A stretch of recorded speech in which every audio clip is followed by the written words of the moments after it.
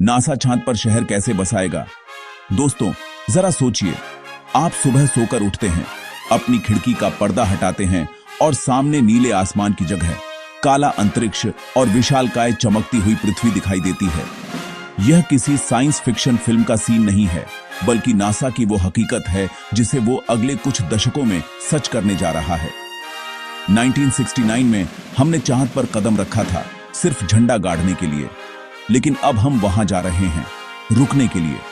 आज के वीडियो में हम गहराई से समझेंगे कि नासा चांद पर शहर कैसे बसाएगा, वहां घर कैसे बनेंगे, हम खाएंगे क्या, और सबसे बड़ी बात, चांद पर इंसानी बस्ती बसाने की सबसे बड़ी चुनौतियां क्या हैं।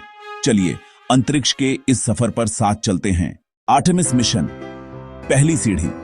चांद पर शहर बसाने की नींव है आर्टेमिस प्रोग्राम। आर्टेमिस मिशन के 3 मुख्य चरण हैं। पहले चरण में बिना इंसानों के रॉकेट भेजा गया, दूसरे में इंसान चांद के चक्कर लगाएंगे और आर्टेमिस 1 के जरिए इंसान फिर से चांद की सतह पर कदम रखेगा।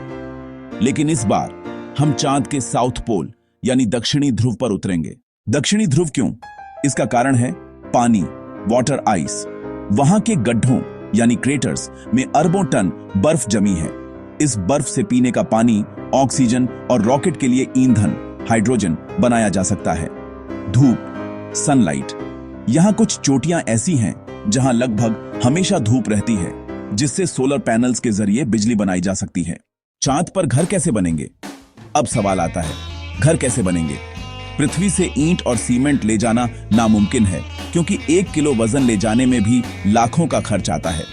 तो नासा यहां इन सिटू रिसोर्स यूटिलाइजेशन यानी ISRU का इस्तेमाल करेगा। फर्स्ट, 3D प्रिंटिंग और रिगोलिथ। चांद की सतह पर जो धूल है उसे रेगोलिथ कहते हैं। नासा आईकॉन जैसी कंपनियों के साथ मिलकर ऐसे विशालकाय 3D प्रिंटर विकसित कर रहा है जो इसी धूल का इस्तेमाल करके कंक्रीट जैसी मजबूत दीवारें बनाएंगे। ये रोबोट इंसानों के पहुंचने से पहले ही घर तैयार कर देंगे। Second, inflatable habitats. शुरुआत में गुब्बारे जैसे फूलने वाले घर यानी इन्फ्लेटेबल टेंट्स इस्तेमाल होंगे। ये वजन में हल्के होते हैं और इनमें हवा भरने पर ये एक बड़े कमरे जैसा आकार ले लेते हैं। इनके ऊपर चांद की मिट्टी की मोटी परत चढ़ाई जाएगी ताकि रेडिएशन से बचा जा सके। बिजली, पानी और ऑक्सीजन का जुगाड़ कैसे होगा? किसी भी शहर को चलाने के लिए बिजली और सांस लेने के लिए हवा चाहिए। चांद पर यह सब कैसे होगा? Lunar grid. नासा चांद पर एक पावर ग्रिड बनाएगा। छोटे न्यूक्लियर रिएक्टर और बड़े सोलर फार्म्स के जरिए 24 घंटे बिजली की सप्लाई की जाएगी। मॉक्साई जैसा सिस्टम। जैसे मंगल पर ऑक्सीजन बनाई गई थी, वैसे ही चांद की मिट्टी से ऑक्सीजन निकालने की तकनीक पर काम चल रहा है। पानी की माइनिंग। रोबोटिक ड्रिलर्स चांद की बर्फ को खोदकर निकालेंगे, उसे पिघलाएंगे और प्यूरिफाई करेंगे। लूनर गेटवे, अंतरिक्ष का रेलवे स्टेशन। चांद पर सीधे उतरने से पहले नासा चांद के चारों तरफ एक छोटा स्पेस स्टेशन बनाएगा, जिसे लूनर गेटवे कहा जाता है।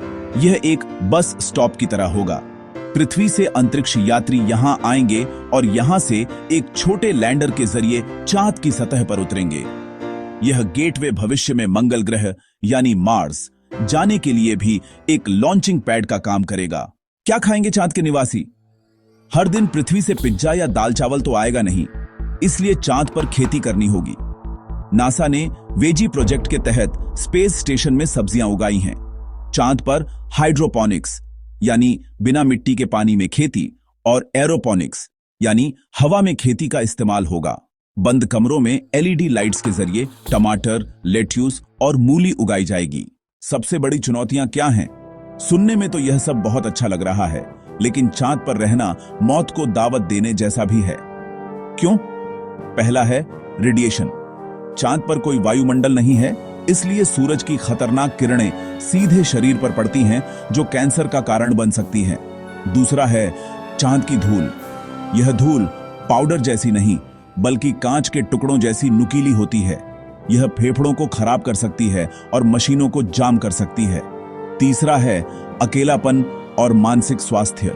पृथ्वी से 3,84,000 किलोमीटर दूर एक छोटे से बंद कमरे में सालों तक रहना मानसिक रूप से बहुत कठिन होगा। हम चांद पर शहर क्यों बसा रहे हैं? अब आप पूछ सकते हैं, हजारों करोड़ों डॉलर खर्च करके चांद पर जाने की क्या जरूरत है? पृथ्वी पर ही समस्याएं कम हैं क्या? इसका जवाब है इंसानियत का भविष्य। चांद सिर्फ एक मंजिल नहीं बल्कि एक ट्रेनिंग ग्राउंड है। अगर हम चांद पर रहना सीख गए तो हम मंगल पर जा पाएंगे और फिर पूरे सौर मंडल में। इसके अलावा चांद पर हीलियम 3 जैसे दुर्लभ तत्व हैं जो पृथ्वी पर ऊर्जा संकट को हमेशा के लिए खत्म कर सकते हैं। यह मानवता के लिए प्लान बी तैयार करने जैसा है। अंत में कंक्लूजन, नासा का लक्ष्य है कि 2030 से 2040 के बीच चांद पर एक स्थायी बेस यानी बेस कैंप बना दिया जाए। शायद आज से 50 साल बाद आपके बच्चे या पोते चांद पर छुट्टियां बिताने जाएं। आपको क्या लगता है? क्या आप चांद पर रहना पसंद करेंगे? कमेंट्स में जरूर बताएं। अगर आपको यह जानकारी पसंद आई तो वीडियो को लाइक करें और हमारे स्पेस मिशन से जुड़ने के लिए चैनल को सब्सक्राइब करें। मिलते हैं अगले वीडियो में। धन्यवाद।